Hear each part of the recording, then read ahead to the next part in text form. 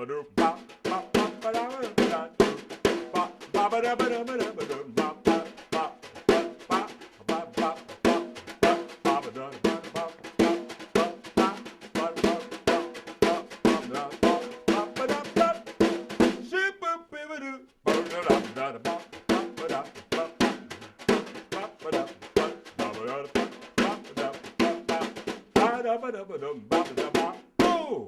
yeah.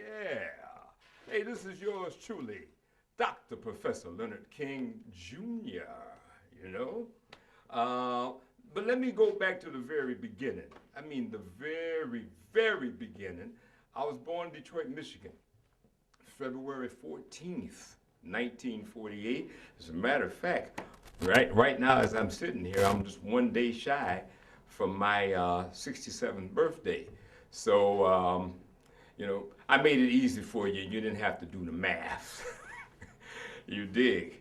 But my name is Leonard Clyde King Jr., and the way that name came about, you know, my father's traditional actual name was L.C. King.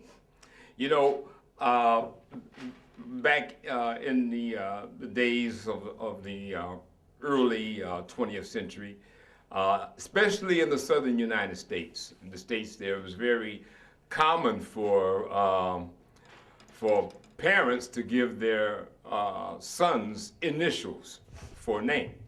So my father was born L.C. King. Well, he got drafted during World War II. How that came about, he decided that he wanted out of Ellerville, Georgia. Yeah, he's a Georgia boy. So he was born October 29th, 1921. He wanted out of the southern United States, which was very common at that time, and it's definitely related to what is now known as the Great Southern Migration from the north to the south. So there was a friend of his who had moved to Baltimore, Maryland, and my father made arrangements with him to go live in Baltimore. So he left Ellerville one day with his mother's blessing, my grandmother, because his father had died by then. My father's father died when my father was, I think, 12, if my memory serves me correctly. So he gets to Baltimore and hadn't been there that long before he got his greetings from Uncle Sam. And so he goes down to the induction center, and they basically checked him right away and said, well, look, you cannot be in the United States Army with initials for a name. You have to pick a name. So they gave him a book with a list of men's names to pick from, for the L and for the letter L and the letter C. And so, but now, remember, I didn't find this out until years later. I was probably in my late 20s when I found this out. And so I asked him, well, how did he come to choose Leonard Clyde? Now, my father being the kind of guy he is, he said, well, he said, at first I thought lost child. He said, but I knew that wasn't going to work. Then he said, I thought about loose coyote. He said, but I knew that wasn't going to work either. He said, so I looked in the book, and that's how I came up with Leonard Clyde. So he's Leonard Clyde Sr., and I'm Junior. But, you know, people have told me, they said, well, you know, technically your name is LC too. You know, legally your name is Leonard Clyde. So that's where that came about. So at the age of 3, I received a record player, 78 RPMs. So that would put that year at 1951. Albums were just coming in. You know, Columbia Records is really considered the company that actually invented the 33 1/3 long playing album. RCA Corporation is credited for inventing the 45. So when I got my record player, it was just played 78s. And I asked my mother years later, her name is Alice Lucille King. I said, how was it that I received a record player at that younger age? Because I do not remember receiving that record player at 3. I remember it at 5, yeah, when I started kindergarten. She said that we taught you how to handle the records. Now, for those of you who were around, or even if you weren't, you have 78 RPM records. You know those things are breakable. Vinyl in those days was what you break it, which I did, and when I was older, by accident. That was it. There was no repairing them. So she said, yeah, you knew how to handle them. So apparently it was something about music that drew me to it in the earliest days of my life. So not long after I got to kindergarten, I knew that this would be my life, And I tell you why. Because those sounds of music made me excited. And when I say music, I mean just that. I didn't differentiate, and I still don't. I didn't say, well, I'm going to be a jazz musician or a blues musician or, well, actually at that point in my life, there was no such thing as rock. The term rock and roll as a music didn't come in until around 1955, 56, right in there. And initially speaking, rock and roll had nothing to do with music at all. When you listen to those old blues records by Wynonie Harris or Roy Brown or many other people, when they say me and my baby gonna rock and roll all night long, that didn't mean me and my baby gonna be listening to music all night long. I don't need to be any more descriptive than that, do I? I'm sure you know what that means. So me and my baby gonna rock and roll all night long. Alan Freed, the disc jockey, who was known as the Moondog when he had his radio program in Cleveland, Ohio, used to say, "Let's rock and roll, baby."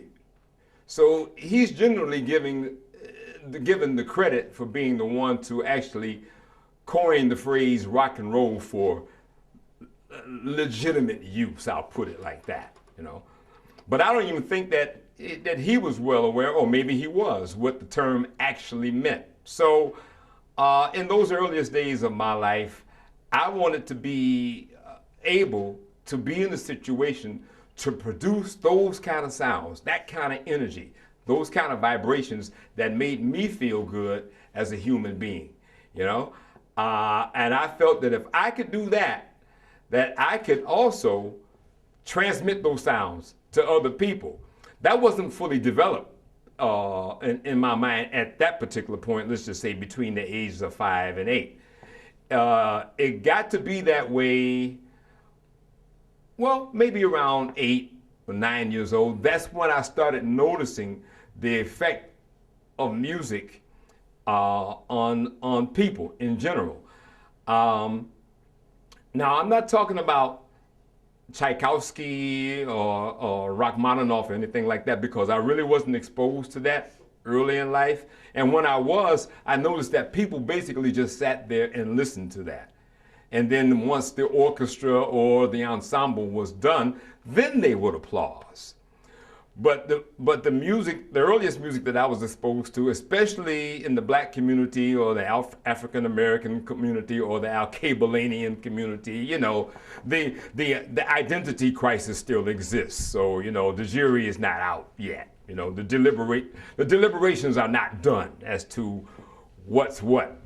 In those communities, man, music was king, especially in Detroit. I've come to find out that it wasn't that way everywhere in the United States. In Detroit, it was inescapable. You had to, I feel, deliberately turn your mind off from being exposed to all of this music. There was no way. It was everywhere. Radio, jukeboxes, which, by the way, that's the business my father was in. So imagine a young, aspiring musician with a father for a jukebox operator. You know, he eventually owned and operated a fleet of jukeboxes on his own. In our household, which was at 3204 Liddesdale Street, Detroit, Michigan, or downriver Detroit, Michigan, off Visger Road. That's right, I come from Visger Road. In our household, there was only two places that didn't have phonograph records: the bathroom and the kitchen. You know, those days for me, and I listened to everything. Now, when I say everything, because my father serviced the entire greater Metro Detroit area, so he just didn't have just a black clientele, if you wish. He served, like I say, he serviced everybody. In Detroit, whether it's promoted or not, which for the most part it isn't, Detroit is an international city. Everybody's here. It sits on international waters with Windsor, Ontario, Canada. It's just as international as New York or San Francisco or any other city in the United States, you know. But, you know, because of this polarization and the typical socio-economic, political aspects of this city, it's never really promoted in that way. Musically speaking, the influence of so many different people's cultures is here. And like I say, it's inescapable. That is, we can ignore anything we want, you know, but if we lend ourselves to it, we can find out a lot about what goes on musically speaking, in any given area of the community in which you live. That's the community that I grew up in. Here's another example of that. In those days, WJLB was an AM radio station, and it was owned by the Booth Broadcasting Network. And I remember they had a byline, you know, WJLB, an international station of the nations. That's where I first heard Arabic music.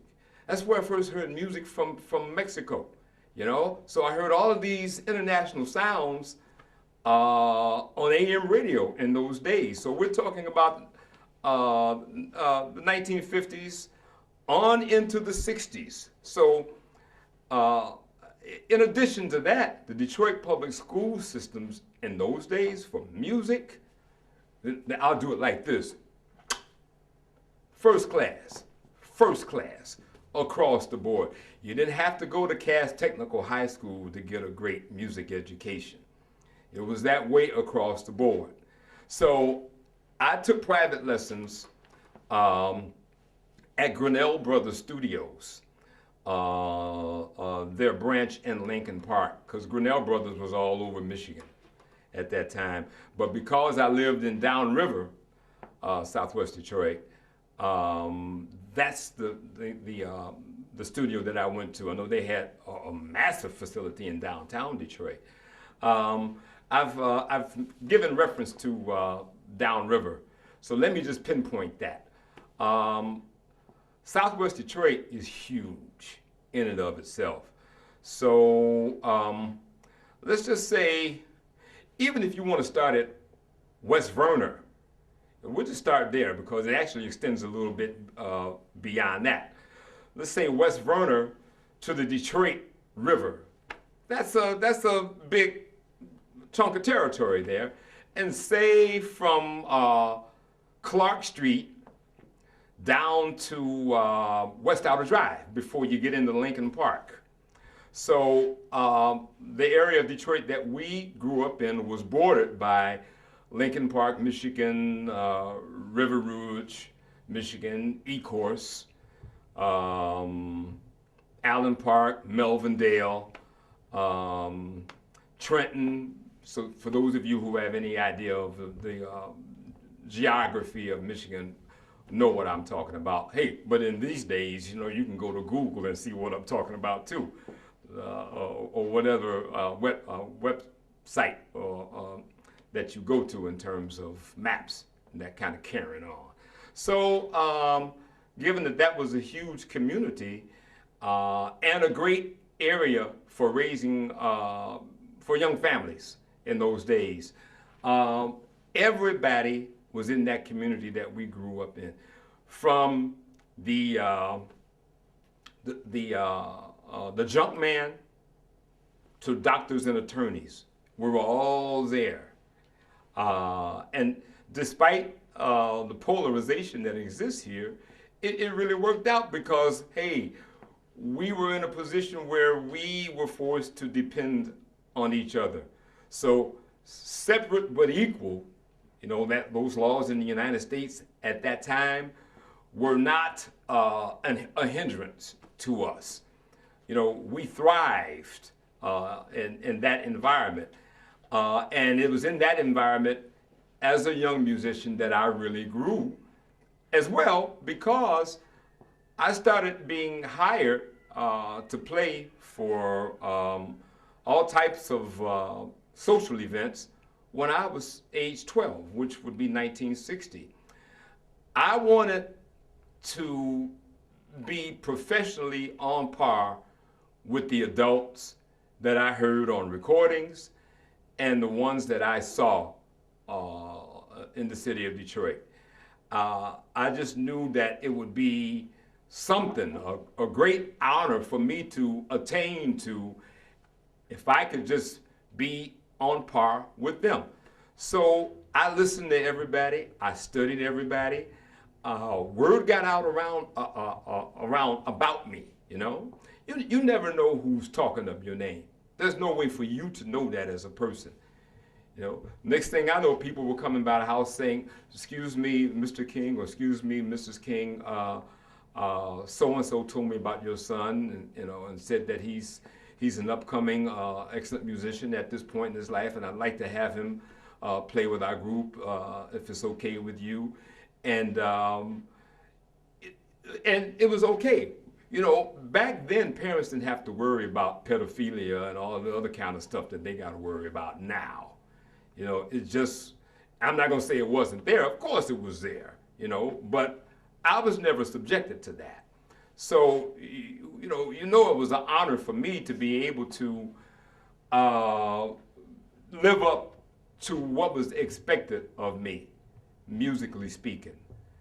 And that's what I wanted, and I was able to gain their respect, and I was able to receive a certain honor or prestige for being musically able to hang. I'll put it like that. I was able to hang in there. I was able to go into any given situation and, for the most part, give what was expected of me, musically speaking, which leads to a funny story.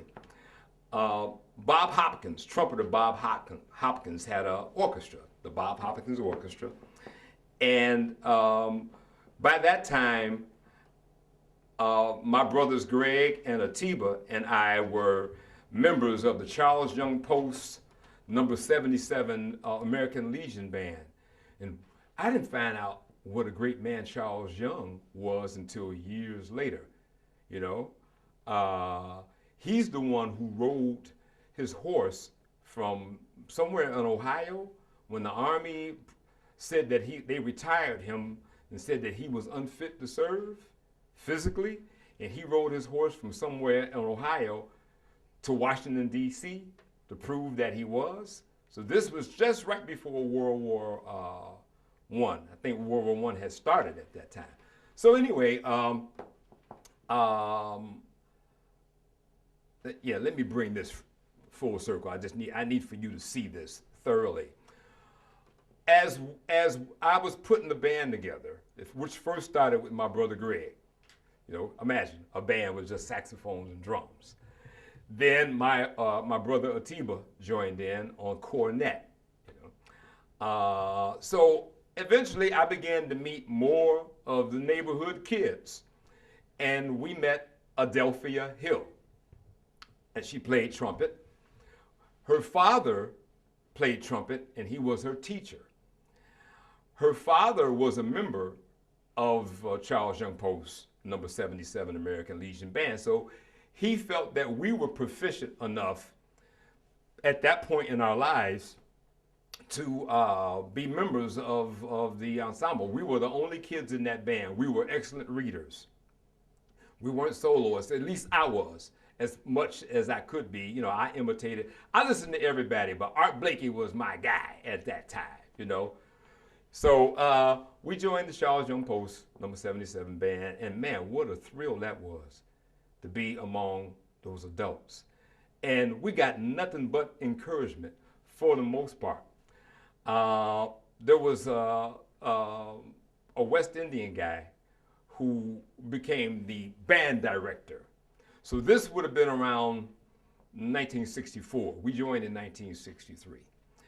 And to this day, I don't understand it, but he thought it was an insult to be the bandmaster of a band that had, as he thought, children in it. He didn't want to deal with children. Even though we were very mannerable, we were very honorable, we would say, yes, ma'am, yes, sir, no, ma'am. I mean, we were taught that in those days. But he thought it was an insult. So any little thing that would go down, I don't care what it was, well, it's the kids in the band that got the blame. So we rehearsed Sunday afternoons. After a while, I wanted to quit because I got tired of being blamed for stuff that I didn't do. So one Sunday afternoon, my father came to get my brothers and I from rehearsal, and he saw something wasn't right with me. He said, well, what's wrong? I said, I quit. And he said, what do you mean you quit? He said, I'm not coming back. I don't remember the bandmaster's name. I said, I'm tired of being blamed for stuff that I didn't do, and I didn't do this. He said, well, what did he say? He said, so and so and so. And my father said, yeah. I said, well, I'm not coming back. He said, well, look, son, think about this for a minute. He said, I know sometimes some of these old men get on your nerves. No, he didn't say it like that. He was a Georgia boy, right? Some of these old men get on your nerves. He said, but you can learn from these old men, right? He said, I tell you what, come back next week and let's see what happens. And if you want to quit, you can quit then. So I said, okay. Now, my father was number one with me. So the fact that he said, you can quit next week, I said, all right. So naturally, come back next week, the same thing happened again.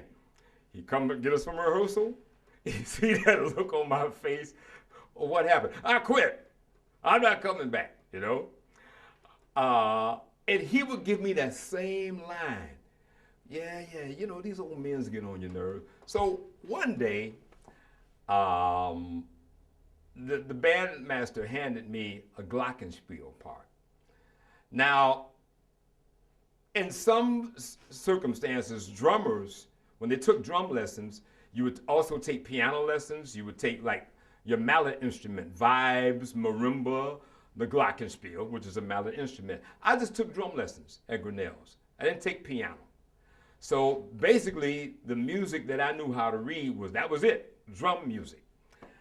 So they handed me the glockenspiel and the part, and I'm faking, man, I'm faking my ass off. I'm just hitting any note, ding, ding, ding, ding, ding.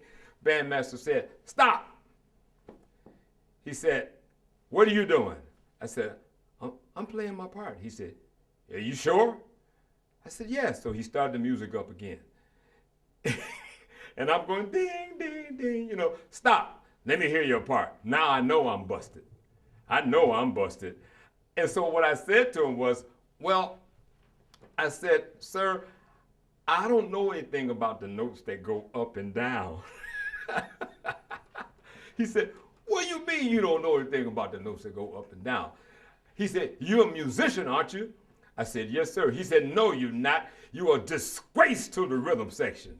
Now, you know my little fragile ego was hurt at that time. I'm like 16 years old. I know I'm getting ready to quit. I just know it. So I waited for my father to come, but for some reason, I didn't give him the same story every time. There was a fellow musician in my neighborhood named Charles Eubanks. And at that time, Charles Eubanks played alto saxophone. So eventually, I brought him on into our young band to perform. Well, we already had two saxophone players. We had my brother Greg on alto. We had Richard Sims, who lived down the street from us on Liddesdale Street, who played tenor sax. We had Adelphia Hill playing trumpet, my brother playing cornet. We had Daryl Moore playing bass, who lived on Beechwood Street. So Charles came in and said, well, you already have two saxophone players. What you need is a pianist. Because we rehearsed at the Hill residence, the Hill family residence. They had an upright piano. So Charles became our pianist. So this one day when I decided that I really wasn't going to quit, and when the bandmaster called me out, I called Charles up. I said, look, teach me the piano. I need for you to teach me how to read music other than drum music. So I took lessons from Charles Eubanks. I would go over to his house after school. He sat me down at the piano. He said, okay, this is middle C. And he showed me scales. He showed me where each note fit on the staff of music, treble clef. Then he showed me bass clef. So I started notating. Shortly after that, I was a quick study. You know what? When you're a teenager, you got no responsibilities. You're not married. You don't have kids. You got time to do everything. I don't know how it is now with today's teenagers, but back then, I soaked up everything anybody wanted to teach me and show me. So that's how I learned how to notate. But I realized soon after that why my father psyched me out every week the way he did. He was teaching me to grow tough skin, not just to run away from adverse situations just because my feelings were hurt, in that point in time. So that was that band, and then during those days began the formation of what eventually became known as the Jazz Sextet.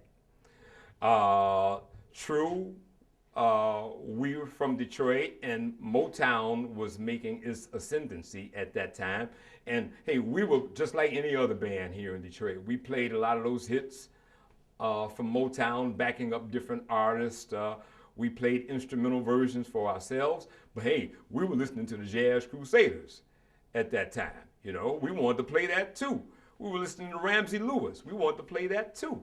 We were listening to Lee Dorsey. All type of music. When you go back in time, I had 78s, actually Walt Disney 78s from the Mickey Mouse Club. They used real musicians on those records.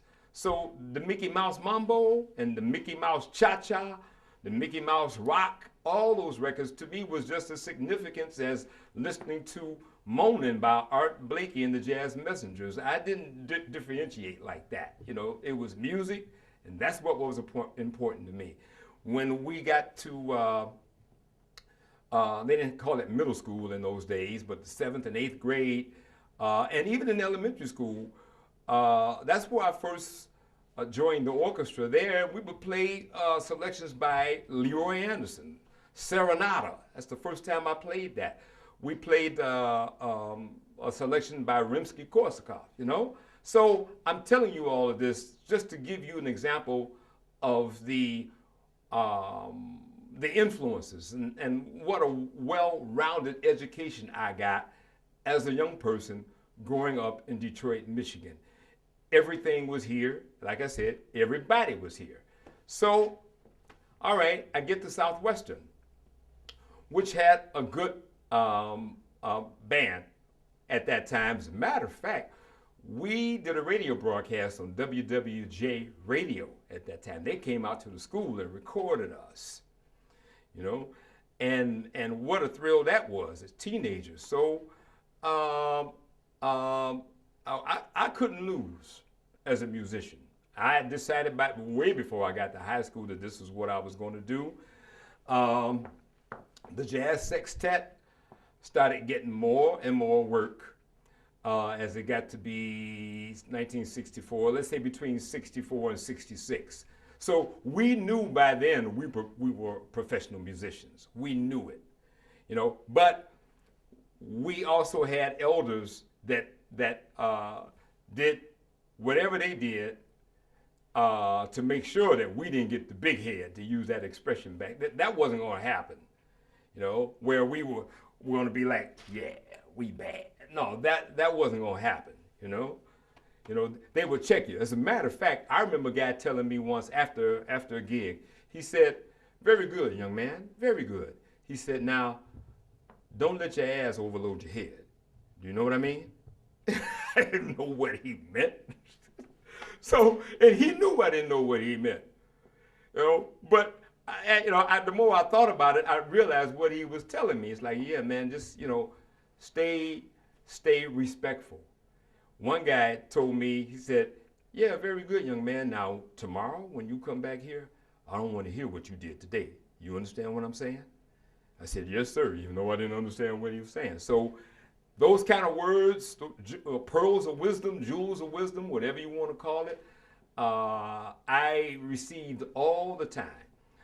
So coming into 1966, which is the year I graduated from Southwestern, and the work had really increased by then, and people were calling us for all kind of events. By then, we were known as the Jazz Sextet. But you know, the funny thing about it, people would refer to it as Leonard King's Band. Who you got playing this week? Oh, we got Leonard King's Band, you know, because I was the leader, and you know, I'm the one that basically did the work. You know, it was my personality. This is what I really wanted. So, and looking back, I can understand why people would refer to it like that. But in those days, I would tell them, no. It's not Leonard King's Band. It's the Jazz Sextet. Graduated from high school, and the work in those days for young people in Detroit, not just in the automobile plants, but in music too. There was money here, lots of it. And let's just say by 1967, everybody in that band was making $300 a piece. In 1967, $300 US. You know what that translates now? We're talking about $2,000 something in 2015, $2016 and beyond, you know? A week. I could use that now. and you know, the cost of gas and oil in those days, what? 26 cents a gallon, 24 cents a gallon. Cost of living was doable. It was affordable. So it was very easy for those people like myself who were very economical and thrifty. You know, I wasn't a spendthrift. You know, I got that from my father. So money was no object. If you wanted it, you could get it in those days. So my mother told me years later that she wasn't worried or even concerned about my brothers and I getting into trouble because we stayed busy. We were so busy. We were always, you know, packing up instruments, going somewhere. 1967 came around, so this is the year after I graduated from high school, and we're getting noticed even more and more. There were two guys in our neighborhood, Quentin Perry and Randy Rentley, who had been taking notice and saw that we were on our ascendancy. And they were responsible for a lot of cabaret show and dances that were presented in the city at that time. So they came by our house one day and wanted to know if we would be interested in being the house band for all of their events. So I remember asking them, and I wish Greg was here, you know, because he was the one that reminded me of this. I asked them, well, which ones do you want us to play for? They said, all of them. So that's how we ended up being at Local 876 so much in those days. They also gave events at Local 157 out on Van Born Road. That's not, what is that? That's not Allen Park. Huh? Yeah, in Taylor. Exactly. You know, they would give events out there, but eventually Local 876 on West Grand Boulevard between 12th Street, which is now known as Rosa Parks Boulevard, and 14th Street. You know, that was one of the spots in those days. I'm telling you. So we became the band, the preferred band. They also used the Counts in those days, which also became known as the Fabulous Counts. But in talking to the guys later on, they didn't like that idea of having the word fabulous in front of their names because they didn't want people to think they were ego tripping. So I tell people all the time, there were two #1 bands in the city of Detroit. I don't know who #2 was. You know, the two #1 bands were the Counts, so the Fabulous Counts, and Leonard King and the Soul Messengers, and not necessarily in that order. You know, you can interchange them as you wish. So, you know, all of that work that was coming in, naturally, all of that experience, we got better and better and better and better. When it got to be April of '67, and I'm not exactly sure how this happened. I think that Frank Garcia and I, who became our bassist after Durrell Moore when Durrell left to go to Howard University, it was either myself or Frank and I jointly that got in contact with Impact Records. We were sending out letters to all the record companies in Detroit because they would put their addresses on the record labels in those days. So we were sending out labels, you know, hoping that someone would get hip to us and sign us, you know. So we got a response from Impact Records, which was owned by Harry Balk, B-A-L-K, B-A-L-K, and his A&R guy, his second in command was Bernard or Barney Duke Browner. So they asked us to come by their studios, which was located on Merton Street in Detroit, just off of 3rd Street. So right by McNichols, just before you get into Highland Park, Michigan. So we went by and auditioned for them, and they liked what they heard, and we signed the contract with them. The way it turned out, they didn't like the name, the Jazz Sextet. They didn't like that name. So the secretary, whose name was Viola May Carter, she said, well, Art Blakey and the Jazz Messengers was just here. She said, well, you got a Jazz Messengers, why not a Soul Messengers? And so she said, Leonard King and the Soul Messengers. Oh, I didn't want that name. I didn't want that name. You know, I didn't want my name to be in the name of the group. You know, the Jazz Sextet was fine with me. But what they told us, they said, well, this is not a jazz label. We're not selling jazz. So Duke Browner and Harry Balk said, fine. The other guys in the band said, yeah, good. I said, no. So then they said, well, come up with something else, like now. And I couldn't come up with anything else. So they said, okay, that's going to be the name of the group unless you come up with something else, which I didn't. So we were signed to that label. We recorded the only 45 that was released. I think that was June of 1967, called the Barracuda, which technically was really a riff that I took from Monty Alexander, a record that he did, that he came out with, which was entitled Spunky, which was kind of like a Ramsey Lewis groove in those days. The flip side of that record was an old gospel adaptation that I did. I've Been Saved, you know. Let me back up and talk about George Roundtree. because George Roundtree took Charles Eubanks' place.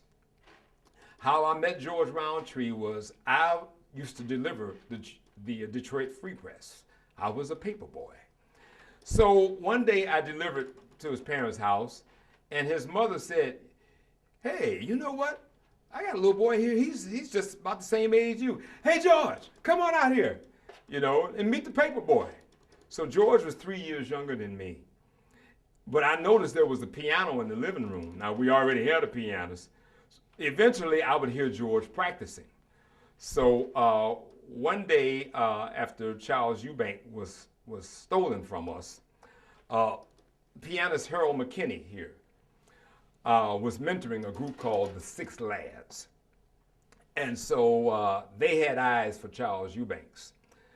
And Harold's assessment at that time was the Six Lads were going to really take off and that they were going to eclipse us. So they enticed Charles Eubanks away from us. So I went and got George. I asked George's mother for permission to join the group. And so she said, fine, because she was crazy about me, She said, on only one condition. She said, he plays for the church every Sunday. She said, so, I don't care how late you guys are working. She said, as soon as the job is over, you have to bring him back here because he has to get up and play for the church. Yes, ma'am.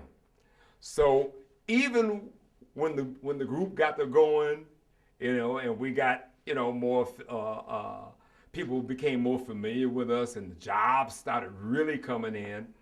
And if George decided that he wanted to hang and maybe talk to a young lady off to the side, I never forgot that promise I made his mother. So I said, no, George, we're taking you home and you got to get up. So even if it meant that we didn't get to George's house until 4 o'clock in the morning, so be it. We got there, he got in. It didn't matter how tired he was, he got up. So that's how that happened. So let's go back to 1967. As a result of being involved with Impact Records, and once the Barracuda was issued, and like I said, the flip side of that, just to tie this all in, was I've Been Saved. George used to play that in church. Well, Ramsey Lewis had a hit with Wade in the Water in 1966, so it was very common for people to take so-called gospel instrumentals and jazz them up, as they used to say back then. So we did that with I've Been Saved. As a result of our relationship with Impact, we started doing record hops. One of the first ones that we did was the great Ernie Durham. Like they used to say back then, he was at WJLB AM. And now, the frantic one himself, Ernie Durham. Woo-wee!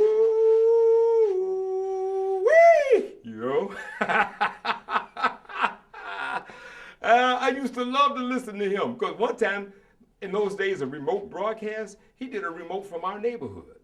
It was a place called Dave's Barbecue on 4th Street off of Visger Road.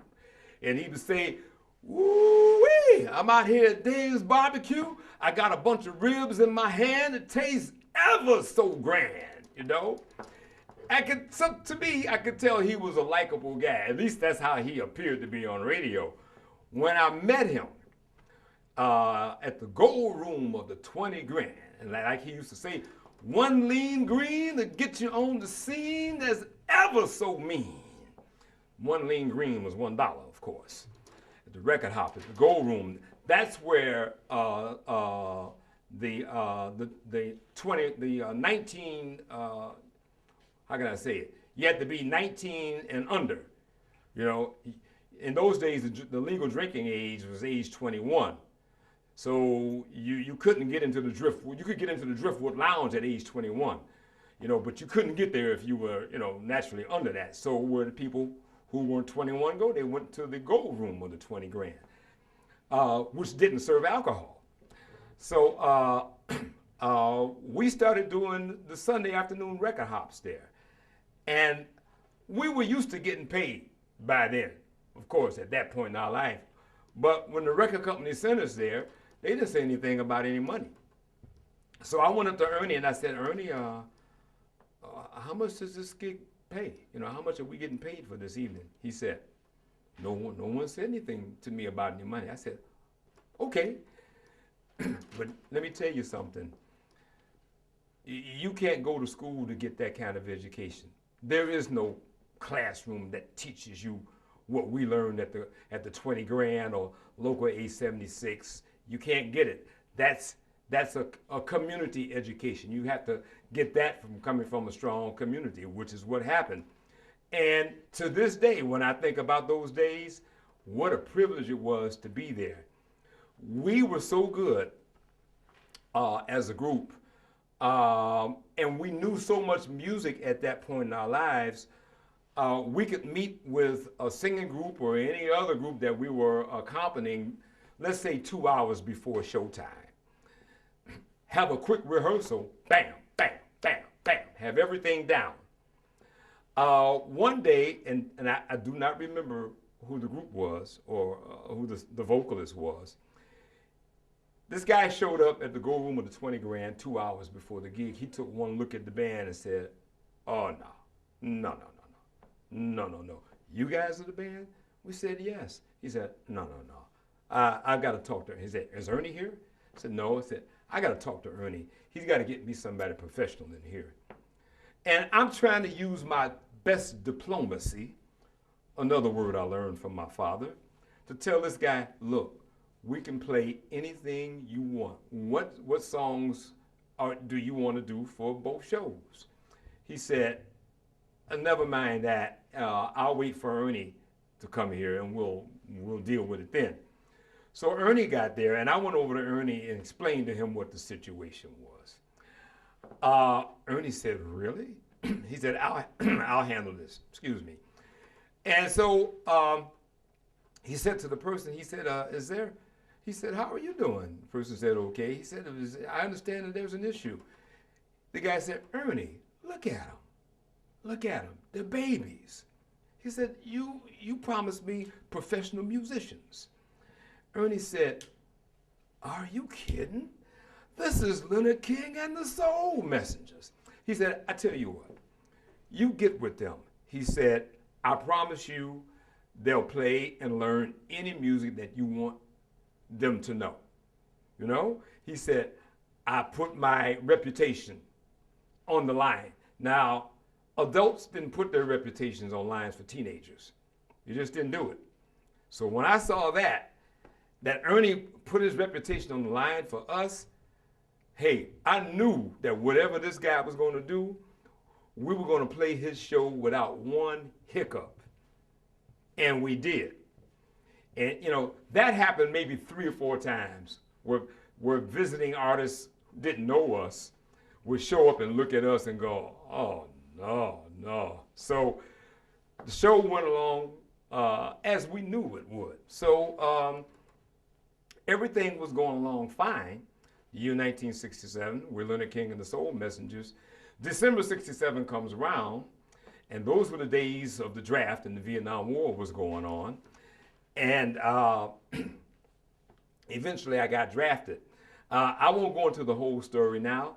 You can just look it up in my autobiography online where I really break it down in detail as to how that happened. You know, I had, I will tell you this, I had worked to offset being drafted, but I listened to wrong information.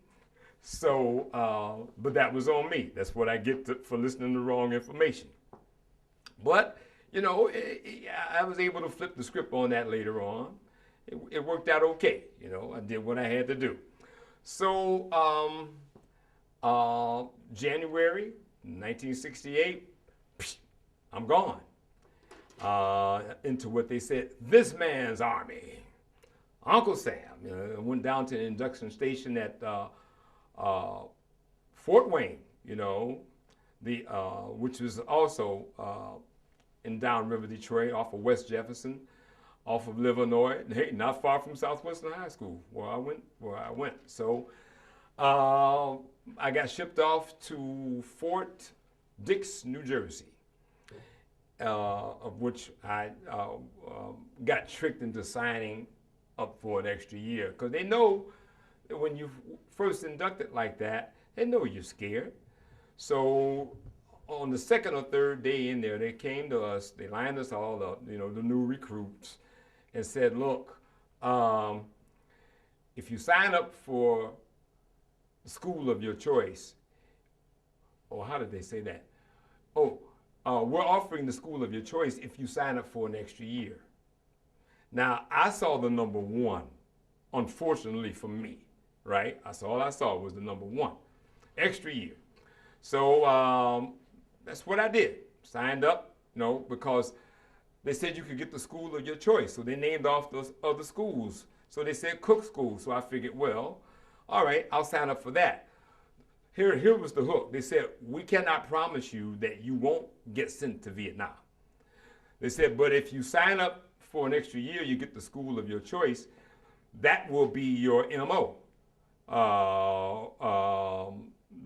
for which you will be sent to Vietnam doing, So my attitude was, okay, if I got to go to Vietnam, at least I'll go as a cook. I won't go into the infantry. That was the other line they were pushing. At least you won't have to be in infantry. So it was a done deal. They tricked me, although, like I said, I didn't think it was a trick at that time. It was only when I came home for my first weekend pass, and I told my family members what I did. I said, well, I signed up for an extra year to get cook school. And everybody at the same time said, you did what? That's when it hit me. It's like, uh-oh. And I saw 365, but it was too late. It was too late. I couldn't change it. I'd already done it. So, hey, that's how you learn. That's how you learn, in life. So,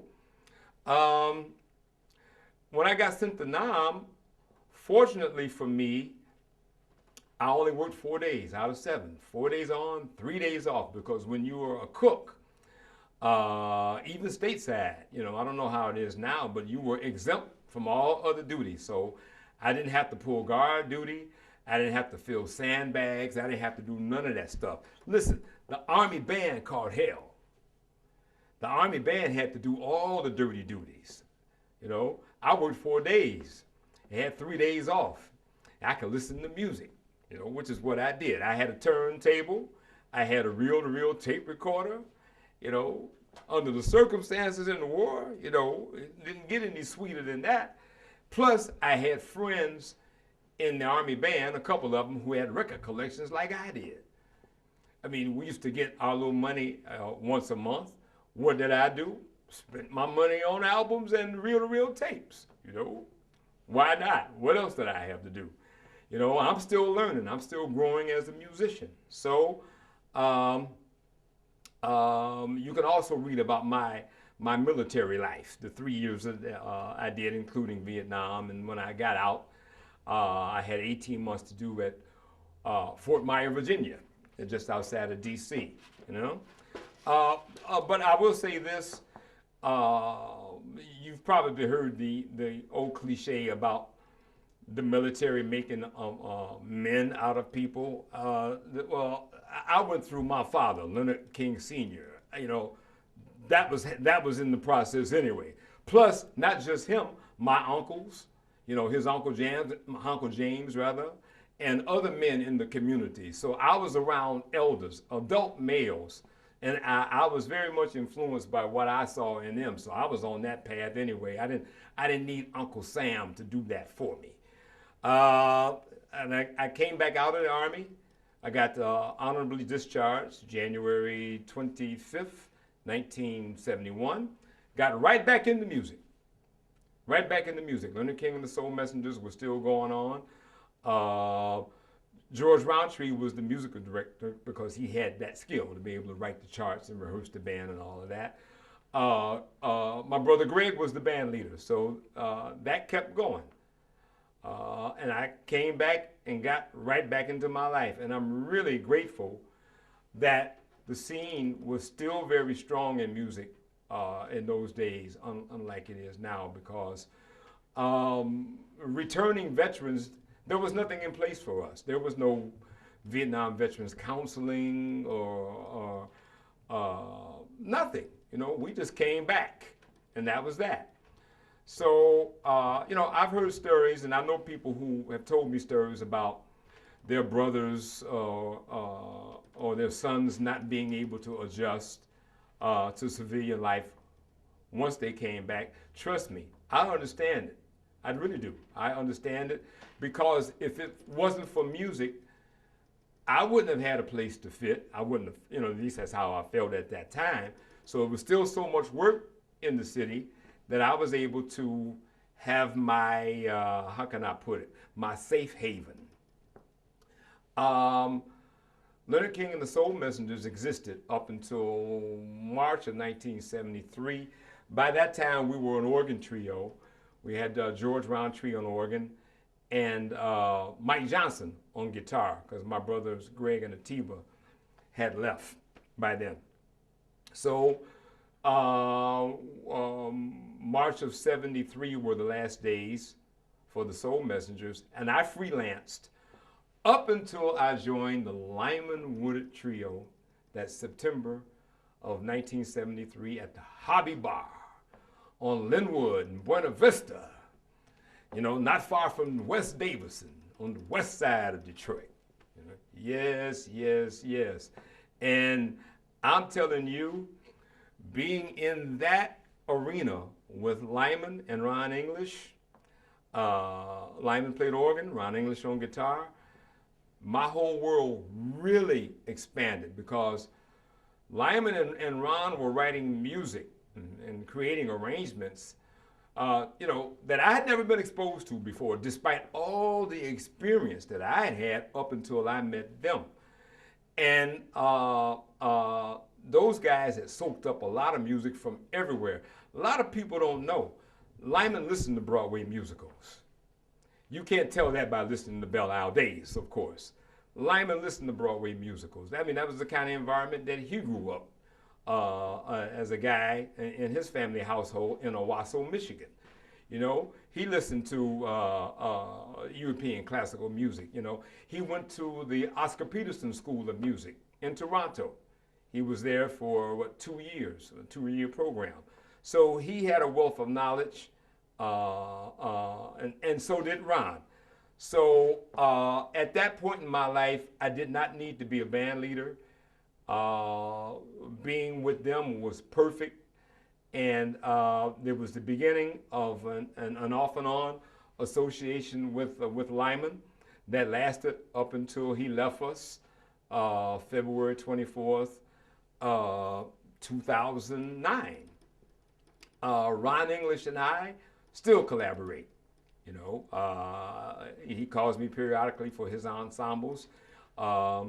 He's a member of my orchestra and my organ trio, Oopapada. So that was another education. Like I said, being with them and learning everything that they had to show me. Going through the 70s, I started a group called Strata Nova in 1976 with a guitarist named George Green. George and I were members of the one and only vocalist Dennis Rowland's ensemble. You know, hey Dennis, love you, man. Hope you're looking at this. You know, hey, for those of you who are viewing this, you know, if he hasn't seen it already, you know, hit Dennis, tell him to look at this. This is before Dennis joined Count Basie, you know, and Dennis had a very, very popular group, you know, and he had a certain way about himself, you know, as a vocalist. He knew how to captivate an audience, you know, and he had a great sense of choosing songs. And so I worked with him. I got called to perform with Eddie Kendricks when I was working with him, because by that time, George Roundtree was with Eddie Kendricks. So I would tour with Eddie, and when I would come back to Detroit, I would work with Dennis.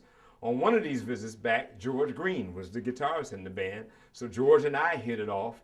So that was the beginning of how Strata Nova was formed, because we wanted to put a band together, and we did, which lasted for a number of years. So coming into the 80s, that's when things started changing economically in the big D. By 1982, woo, a whole new ball game, you know. The era that a lot of people refer to as Reaganomics, the Reaganomics era, you know. But he wasn't the only one who was writing the script, you know, as my studies have proven since those days. So everything changed. I had to regroup, you know, and it was very, I don't want to say disheartening, but knowing that I wasn't able to continue in the manner in which I had become accustomed to during the 60s and 70s, but I had to adjust. Like everybody else, I had to adjust. So Strata Nova existed in many different sizes. I mean, eventually I had what I called the Strata Nova Orchestra. My good brother, William Townley, the trombonist, as a matter of fact, the person who's videoing this right now was a part of that ensemble. But I also had some of the members of a youth ensemble called Bird Train Skonow, which was headed up by the phenomenal Donald Washington, you know, the saxophonist, plays all the reed instruments. But Donald Washington's other claim to fame is that he's one of the greatest teachers on this planet, you know, and that's not a statement that I'm using idly. It is the truth. So he attracted a lot of young people to him, which started when he was teaching at Remus Robinson Middle School over on the east side of Detroit. And in that ensemble, Bird Train Skonow, which Bird, Charlie Parker, Train, John Coltrane, of course. Sko is for Roscoe Mitchell, and Now, that's the genesis of that name. I chose a lot of the young people from that group who really had a lot of maturity, who had a lot on the ball. Cassius Mitchman on alto sax, Rodney Whitaker on bass. As a matter of fact, Rodney called me, you know, to be a part of what I was doing at that time. And even though I was aware of him, because he lived so far away, I didn't call him. He called me. He had to come from way over on the east side to way out in northwest Detroit. He caught 2 buses with an upright bass. That's how dedicated he was, you know. James Carter was in that band, you know, as a young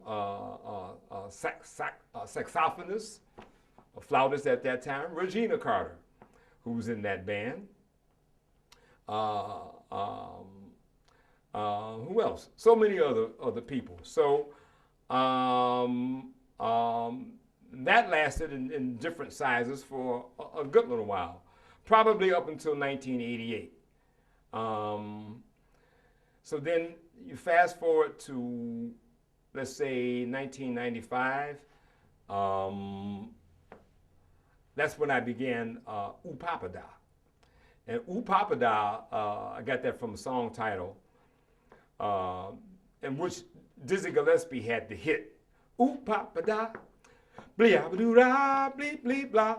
But it's Babs Gonzalez that actually wrote the song and originally recorded it. So Oopapada began in March of 1995, celebrating our 20th anniversary as a unit, loosely, next week, as a matter of fact. So hopefully this gives you an overall idea of you know, my life as a musician, but not just working in nightclubs, not just doing concerts. I also had a day life as a musician at one time in which I contracted with young audiences of Michigan, Omni Arts in Education at that time, to go into the public school system and perform for Head Start students. Wow, what a joy that was. I'd take the percussion instruments in and I'd have my tapes and CDs and jump around with the kids. But I also worked as a music therapist. You know, even though I'm not licensed as a music therapist, you know, hey, some things, if you have the skill and the talents and the wherewithal to do it, you do it, you know. The license is just a piece of paper. And people liked what I did, and that's how it happened. It actually started with me performing in nursing homes. And I remember one nursing home, I go in and I pass out the percussion instruments, but I take the big band music. I take like Benny Goodman and Lionel Hampton and different things like that. Clyde McFadden and the Drifters, you know, the old school stuff, you know, for the elders at that time. One guy in this hospital that I worked in had a set of maracas that I gave him.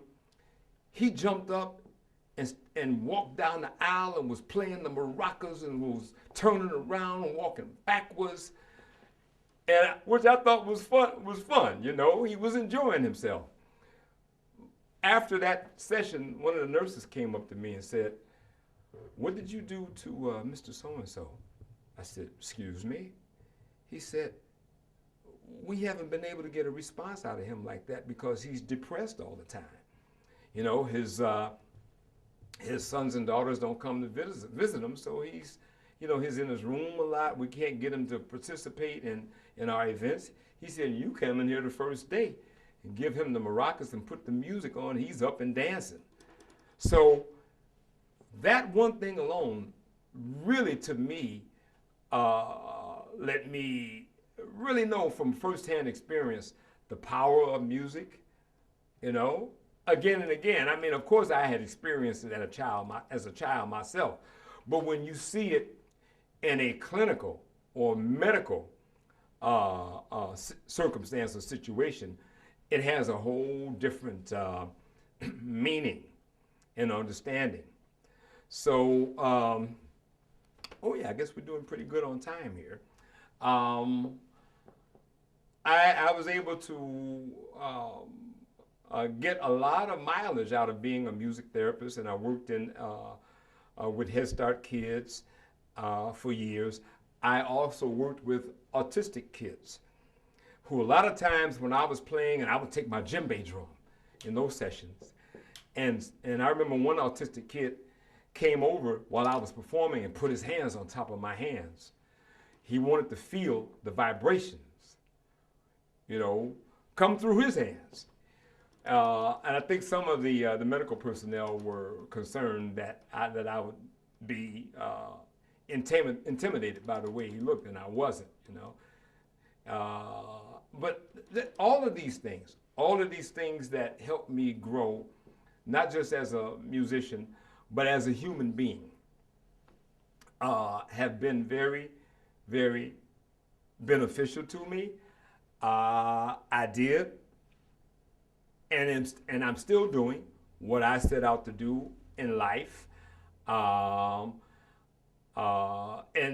being a musician or being a musician is similar to like any other business. It's an ebb and flow, you know.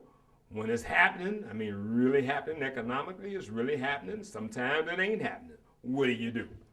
Just in any other business. You figure out a way to keep living. You figure out a way to keep current in your life. As far as I'm concerned, I have a product that people want my services. Well, hey, I have the product to give them. You know, I have my own record company. 21 releases. 21 releases since March of 1990. My record label is called Yuki Plu Records. Now, Let me take you back with that one. Let me explain where that one comes from. In 1964, radio station WGPR AM went on the air. One of the DJs they had was a guy who called himself the Bullfrog.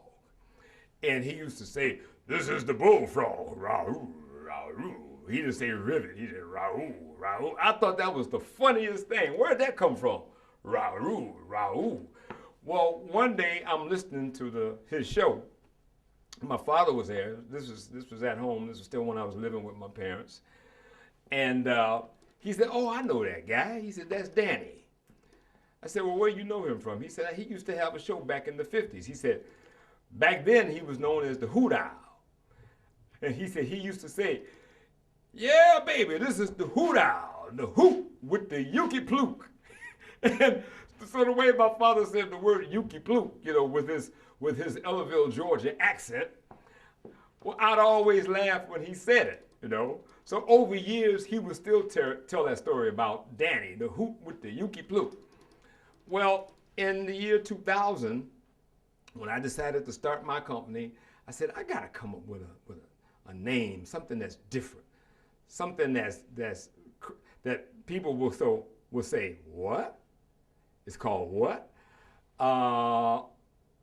So eventually, I thought about my father and the hoot with the Yuki Pluke. So I said, you know what? Let me call him, see if he's been pulling my leg all these years.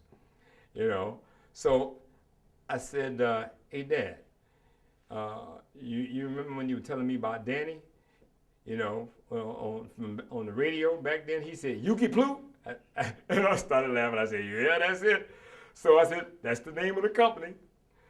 But I had to figure out a way to phonetically spell it because I didn't want for people to look at the first letter and go, "Uck," "Uck, this is like that." So I said, all right, how can I spell this, where it looks all right?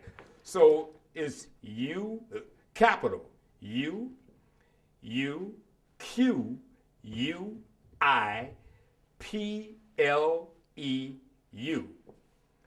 Looks French, don't it? Yuki Pluke, baby, all the way. So that's Yuki Pluke Records, Like I say, my 21st release was this year. I never really wanted to be signed to a record label as time went on because I wanted to have control over my destiny. I wanted to have the say-so over what I want the content to be. That's why I did my autobiography as a website, because I wanted to have control over the content, I wanted people to have access to it as often as they wanted. And sometimes the book business is just as bad as the record business. You have to have a literary agent, and if they find a publisher for you, let's say the publisher likes it. But the publisher looks at it and says, "Well, what you got here is such and such, and what you got here, if you take this out and you take that out and you take that out," and it's like, no, I wasn't going to have anybody, editing my script that way, because it becomes something other than me. It becomes something other than my gift. And I want my gift to be full strength. So, I proofread it. I had other people proofread it just to make sure that it flowed properly. And now it's a website that you can go to at any time, www.visgerroadplayground.com. Yeah, I've got 3 photo galleries on there, and plus a wealth of stories. I know you want to find out more about me than what you're seeing right now. Of course you do.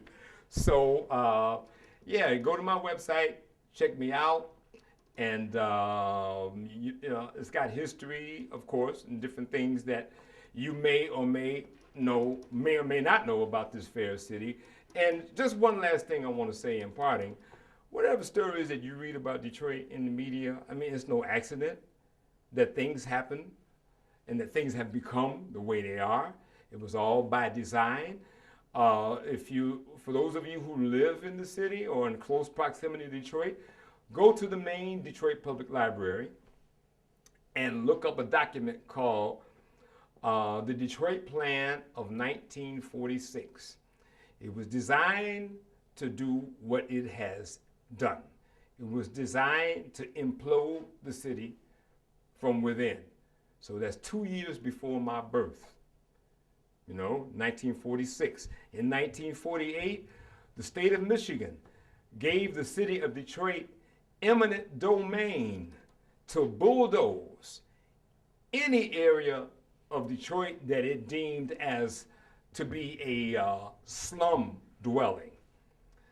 We still see that going on now. And for you photographers and you filmographers who come to the city of Detroit and you go to the worst cities, the worst part of the city, I should say, the worst areas, the burnt out areas, and then you reflect those images to the world as being Detroit, shame on you. Now, that means that you need a little help. You need a tour guide. Somebody knows what's going on. I'm the guy. I'm the man. You want a tour of Detroit? You get in contact with me. You want to come to this city? I'll take you around Detroit so you can see the neighborhoods that are still vibrant here. Hey, I'm still vibrant. Doesn't that speak for itself? Couldn't help but throw that in there. Hey, I'm signing off. I hope that I have touched on a lot of areas, from way back to now, so to speak. But like I said, there's only so much I would get in within a given amount of time. But there's more to be viewed and learned just by going to my website. Okay? Thank you. Take care. Da, da, da, da, da, da, da, da, da.